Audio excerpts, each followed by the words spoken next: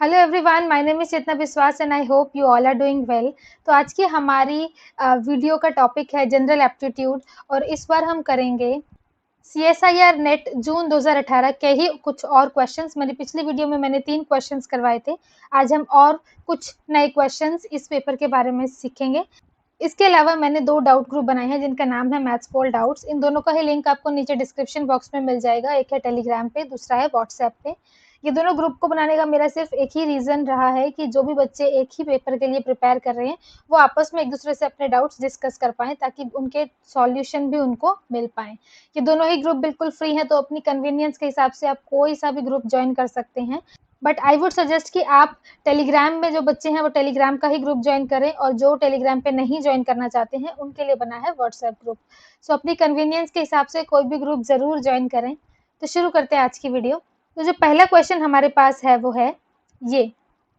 एक छोटी सी रिक्वेस्ट और आपसे है कि जब भी मैं कोई क्वेश्चन डिस्प्ले करूं, आप प्लीज़ उस वीडियो को पॉज करके एक बार उस क्वेश्चन को खुद से ट्राई करो, फिर प्ले करके आंसर मैच करो। So just pause this video now. तो इस क्वेश्चन में बोला है a fuel station sold diesel costing 15,000 to 150 person on a day। यानी एक दिन में उसने क्या किया, 15,000 रुपए का डीजल बेचा और टोटल लोग कितने थे, 150 टोटल पर्सन थे। ठीक है, तो अगर कम से कम किसी भी आदमी को अगर 50 रुपए का उन्होंने डीजल बेचा है, यानी अगर कोई आदमी ऐसा मिल गया जिसमें सबसे कम किया हो, तो वो भी कम से कम वाला कितना हो गया, 50 रुपीज। तो यहाँ पे ये पूछा गया है कि अगर 150 लोग हैं तो मैं किस तरह से ये डिस्ट्रीब्यूशन करूं कि सबसे कम के पास अगर 50 रुपए का आया है, तो सबसे ज़्यादा की ज़्यादा पॉसिबल आप उसको कितने रुपए का डीजल बेच सकते हो। तो क्या करूं मैं इसको 2 में बांट देती हूँ, 149 और 1, टोटल अभी भी 150 है, राइट।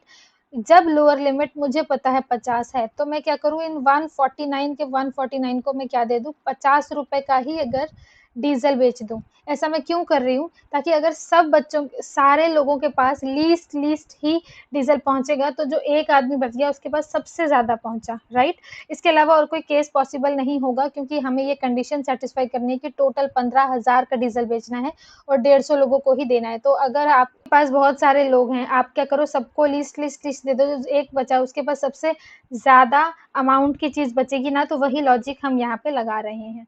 तो अगर 150 टोटल थे, राइट, तो मैंने क्या किया, 149 को कितने रुपए का डीजल बेचा, 50 रुपीज का। तो अब मैं मान लेती हूँ कि जो एक है ना, उसको मैंने x रुपीज का लीटर बेच दिया। तो टोटल अमाउंट कितना हुआ, देखो हमारे पास टोटल है 15,000, तो ये जो टोटल होना चाहिए वो भी 15,000 ही होना चाहिए।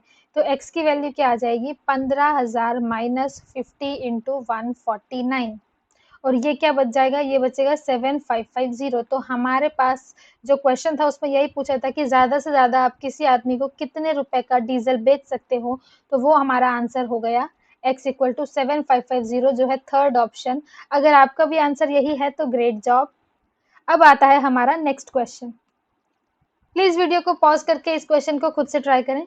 इसमें आपको ना एक ट्राइंगल गिवन है, उसके तीनों कोऑर्डिनेट्स गिवन है, और आपको क्या करना है, इनका एरिया निकालना है। ठीक है, तो सीधी सी बात देखो, पहला कोऑर्डिनेट क्या है, 2017 से 2017। दूसरा कोऑर्डिनेट क्या है, 2027 से 2027 पे। थर्ड इज 2037 से 2017। तो आप क्या करो, एक देखो हमारे पास एक फॉर्मूला होता है, वो मैं बताती हूँ। एक फॉर्मूला आपको याद है क्या, square root of s into S minus A, S minus B, S minus C, जहाँ ए बी सी क्या थी, साइड्स की लेंथ थी, राइट। और s क्या था, a plus B plus C by 2। तो जो ये फॉर्मूला है ना, वो हमें देता था एरिया ऑफ ट्राइंगल। अब मुझे इस फॉर्मूले का नाम याद नहीं है, प्लीज़ कमेंट सेक्शन में बताएं अगर आपको याद है, ये स्कूल में आप लोगों ने ज़रूर किया होगा। तो इसमें देखो आपको तीनों साइड का डिस्टेंस निकालना पड़ेगा और उसको ए बी सी नाम देना होगा। ठीक है, अगर मैं यहाँ a इधर b और इधर c लूँ, तो a अब हम डिस्टेंस फॉर्मूला से लेंथ निकाल सकते हैं। तो अगर मैं a साइड की बात करूँ तो ये क्या होगा, स्क्वायर रूट ऑफ 2017 माइनस 2027 का स्क्वायर प्लस 2017 माइनस 2027 का स्क्वायर। इसका होल रूट करेंगे, यहाँ आ जाएगा देखो 27 में से 10 गए 10, तो यहाँ बचेगा 10 स्क्वायर, यहाँ 10 स्क्वायर, यानी 2 इंटू 10 स्क्वायर, जिसमें से 10 बाहर आ सकता है, ये आ जाएगा 10√2। तो ए की वैल्यू हमारी आ गई है 10√2। बी भी इसी तरह से निकाल लेंगे। बी हमने ये वाली साइड मानी है, इसमें क्या होगा 2017 माइनस 2037 यानी 20 का स्क्वायर, प्लस 2017 माइनस 2017 का मतलब 0 का स्क्वायर, 20 के स्क्वायर का रूट, ये वैल्यू तो 20 आ गई, तो बी आ गया हमारा 20। सी की बात करें तो सी भी ऐसे ही निकल जाएगा। सी में क्या करोगे 2027 माइनस 37, ये आएगा माइनस 10 स्क्वायर, इसका मतलब 10 स्क्वायर, प्लस यहाँ भी 2017 माइनस 2027, ये भी 10 का स्क्वायर ही आ गया, तो यहाँ से भी ऊपर वाले के साथ साथ यहाँ भी 10√2, तो सी की भी वैल्यू आ गई 10√2। तो आपको मिला क्या, a इक्वल टू 10√2, यही c है, b equal to and b equal to 20। आपको ABC मिल गए, s निकाल लेते हैं, a plus B plus C by 2, 10√2 plus 20 plus 10√2 by 2, ये वैल्यू दे देगा आपको 20√2 प्लस 20 बाय 2 करेंगे तो यहाँ आ जाएगा 10 प्लस 10√2। तो ये जो वैल्यू हुई ये हमारी s हो गया। अब सीधा लिखते हैं एरिया ऑफ ट्राइंगल। फॉर्मूला आपको मैं बता ही चुकी हूँ, s into S minus A S minus B S minus C. तो यहाँ वैल्यू क्या मिलेगी, पहले s की वैल्यू रखी 10 प्लस 10√2, उसके बाद s माइनस ए, s है 10 प्लस 10√2, उसमें से a चला गया यानी 10√2 चला गया, उसके बाद दोबारा इसकी वैल्यू 10 प्लस 10√2 और b चला गया यानी माइनस 20, और फिर s की वैल्यू 10 प्लस 10√2 और फिर c की चला गया, c क्या है 10√2। ये सारी वैल्यू रखने के बाद आप देखो 10√2 से 10√2 कट गया, यहाँ भी कट गया, क्या हमें वैल्यू मिली, यहाँ बचा 10 प्लस 10√2 इंटू 10 इंटू, देखो अब ये 10 में से 20 गया तो माइनस 10 प्लस 10√2 और यहाँ वापस बच गया 10। अब देखो ज़्यादा कैलकुलेशन में ज़्यादा मेहनत नहीं करनी है, सीधा सीधा देखो स्क्वायर रूट है, ये 10 2 बार है तो स्क्वायर रूट से बाहर यानी एक बार आएगा, तो यहाँ बाहर 10 आया, अंदर क्या आया 10√2 प्लस 10 10√2 माइनस 10, ठीक है। तो ये तो a minus B into A plus B ही हो गया, इसका मतलब हम फॉर्मूला लगा देते हैं A square minus B square का, तो यहाँ 10 और स्क्वायर रूट के अंदर a स्क्वायर यानी 10√2 स्क्वायर माइनस बी स्क्वायर मतलब 10 स्क्वायर। इसको सॉल्व करते हैं, क्या आएगा, बाहर आया था 10√2 का स्क्वायर का मतलब 10√2 इंटू 10√2 माइनस 10 का स्क्वायर का मतलब 100, ये आ जाएगा 10 स्क्वायर रूट 10 का 10 से मल्टीप्लाई हो गया 100 इंटू √2 हो गया 2 माइनस 100, तो ये बाहर तो आया 10, अंदर क्या हुआ 200 में से 100 गया 100, और अब पता है हमें स्क्वायर रूट ऑफ 100 इज 10, तो यहाँ 10 into 10 the answer will be 100, right. तो अब देख लेते हैं कौन सा ऑप्शन ठीक है, तो यहाँ पे आप देखो सेकंड ऑप्शन, तो यहाँ से हमें मिला कि हमारा ट्राइंगल का एरिया है 100, so the correct answer is option 2। अगर आपका भी आंसर 100 आया है तो ग्रेट जॉब।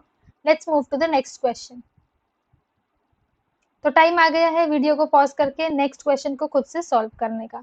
यहाँ पे बहुत simple, please pause this video और अब इस क्वेश्चन को खुद से ट्राई करो। मैं कहूँगी इतना ज़्यादा सिंपल है ना कि मतलब ये हमें बेवकूफ़ समझते हैं शायद। तो देख लेते हैं क्वेश्चन क्या है। यहाँ पूछा है कि Sangeeta's daughter is my daughter's mother. इस क्वेश्चन में सीधे सीधे बोला, देखो Sangeeta's daughter is my daughter's mother, right. तो मैंने ये एरो से ना पेरेंट्स वाला रिलेशन दिखा दिया।